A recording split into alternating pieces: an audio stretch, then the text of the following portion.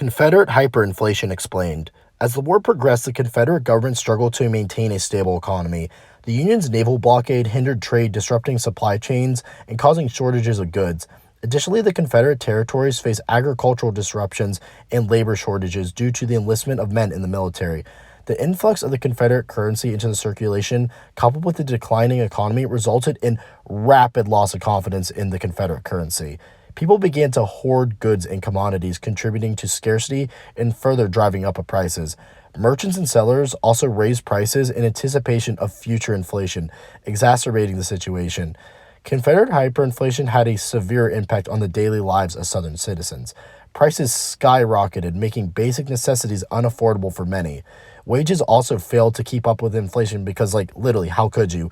Leading to many financial hardships for just middle class people. The Confederate dollar rapidly lost value and its purchasing power diminished significantly over time. That's why today you can find so much cheap Confederate currency on the second market. Seriously, just go on eBay, you can find tons of it.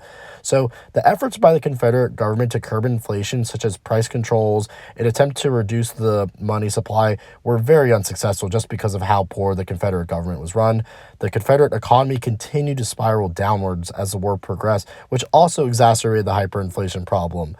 Ultimately, the Confederate hyperinflation played a role in the economic collapse of the Confederacy, and it kind of also shows how you need a central government to print out your currency. At the time, a lot of the Confederate state banks would just print stuff out, and it was really hard to use, and there's no reliable currency. But what do you think? What do you think about the Confederate hyperinflation problem? I personally think it's kind of hilarious that they were so confident in their government and they just had this issue literally 4 years after being created. But I don't know. Leave your comments in the comment section below.